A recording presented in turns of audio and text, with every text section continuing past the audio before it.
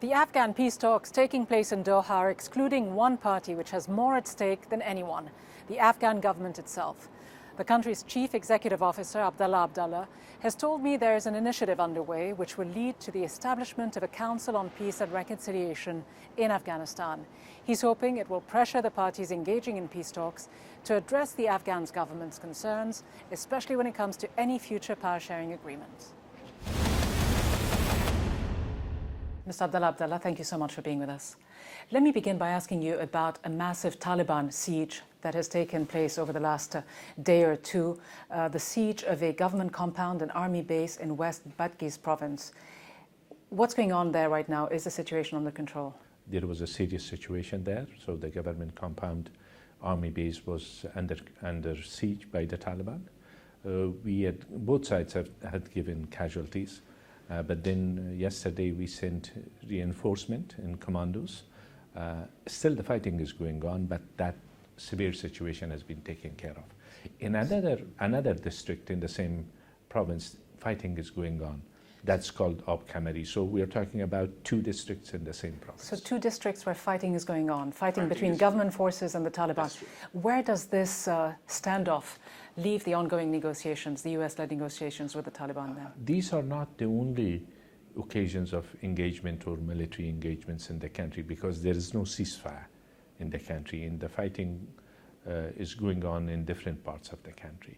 So there isn't an arrangement for ceasefire. This is part of the Taliban military campaign. But does it hinder the peace process that's going on currently with the United States? And where do you stand on these talks? Are you in support of them? We are in support of the efforts by the United States, which has a component towards the middle of the process, because at the moment they're talking about Taliban relations with the terrorist organizations like Al-Qaeda and others, and Taliban have assured the United States that they will sever their links and they will not support those groups. But then the next phase will be like discussions on ceasefire and also intra-Afghan negotiations. My question specifically is, where does the government, your government, stand on this? And are you as chief executive in full agreement with the president, Ashraf Ghani, about these negotiations? There are issues which has been raised by the president of the country. I'm not of the opinion that the United States is plotting against the government of Afghanistan. They are trying, and they are talking to a group which is very hardliner group, like Taliban. Are you saying and it's not easy? Are you saying that is Ashraf Ghani's position?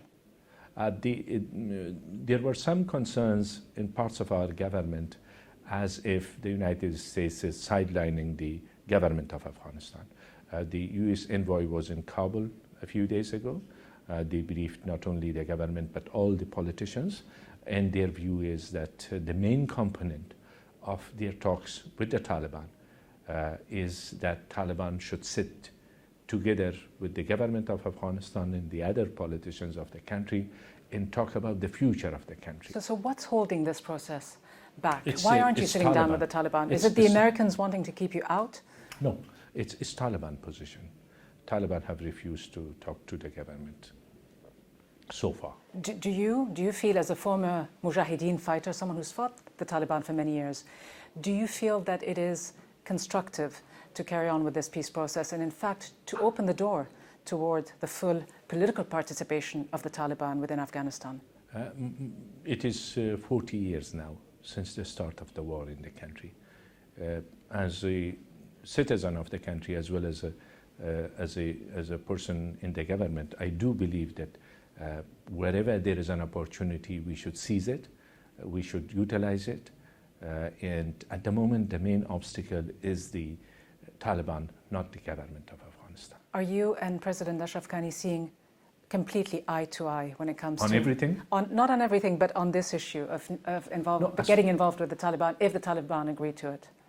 The point is that if you want to achieve peace, there is no way but to sit together and to agree on a set of principles and on a roadmap, and in between there isn't any other way but to join hands. How much discord, if though, Taliban, is there? How much discord is there between the two of you? On this issue, no, we both are discussing these things, and also in talks to our American colleagues, we do present common positions. Sometimes there are nuances. Sometimes there is a little bit of mistrust here and there, but I want to see things clearly as it is. Tomorrow, hopefully in the coming days, there will be a leadership council for reconciliation established. That was my proposal, that the government as well as other political leaders outside the government, we should sit together, be part of this council, and then decide about everything on peace and reconciliation in this body. But so if I understand you clearly, you, the government, would be interested in engaging with the Taliban. Yes. So if you are, wouldn't it be easy for you to convince the Americans to bring you on board somehow? I mean, they have enough leverage, I would imagine, over the Taliban. The Taliban have shown stubbornness so far. It's not the Americans who want to continue only talking to the Taliban. As part of their 4-element peace plan, one is intra-Afghan negotiations. In Taliban, so far, they have refused to accept that. Is it useful then to push the next round of negotiations in Doha that was expected soon? Is it useful to push it to the end of April, as Ashraf Ghani has apparently done, until after the Loya Jirga meets in Kabul?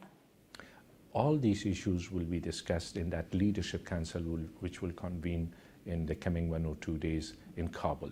So what to do with Doha? Do we have it on time? And meanwhile, I have to mention that Doha, if it does take place, it's a dialogue. People from both sides will get together. There will be government, non-government, and Taliban, and then there will be a dialogue. But how useful is this dialogue? How useful is this dialogue if you're not in it?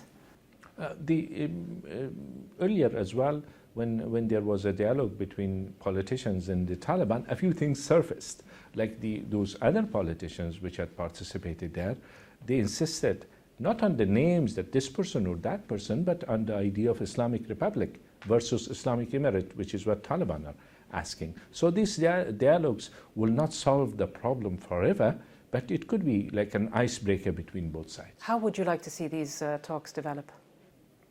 I would say that the sooner intra-Afghan negotiations start, that's the key. And that's the key demand by the Americans as well from the Taliban. That will be the start of a serious process. You emphasize the intra-Afghan component, and Ashraf Ghani himself has said that it has to be an inclusive process. But inclusiveness is important, of course. But he's been facing quite a bit of criticism for keeping quite a few people out and for favoring the Pashtuns. Do you think that is warranted criticism? The point is that if we insist that in the negotiations only government should participate and represent the whole Afghanistan, there are a lot of other candidates. For example, I am a candidate, the president is a candidate, and there are other candidates. And in a few months' time, there will be elections. Those other candidates are saying that it will not suffice if it's only the government, but it has to be inclusive. But what do you say to those critics in the opposition who see Ashraf Ghani's approach as being quite divisive, as favouring the Pashtuns, of keeping some people out? What do you say to those? Do you agree with them? The point is that we are not entered campaign season. We are working together with the president on important agendas like peace as well as elections, good elections. There are views. Is his approach inclusive? Is his approach inclusive as far as you're concerned? There is room for improvement, I should say, in that field. How do you see the role of regional powers, and specifically the role of your neighbour Pakistan? The Prime Minister Imran Khan has been saying that Afghanistan has been a hurdle to peace and hasn't been playing a very constructive role. He's talked about putting in place some kind of interim government.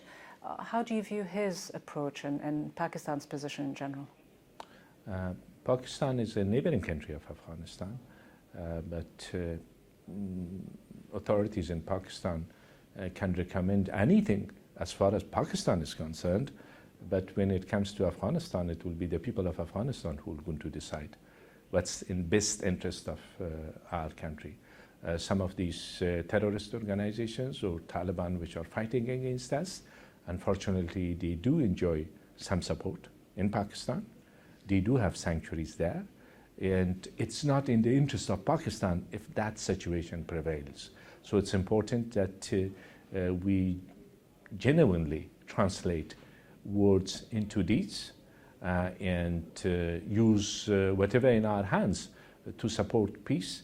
And supporting peace in Afghanistan will be in the interest of the whole region. Abdullah, thank you very much. You're welcome. Thank you so much. Thanks.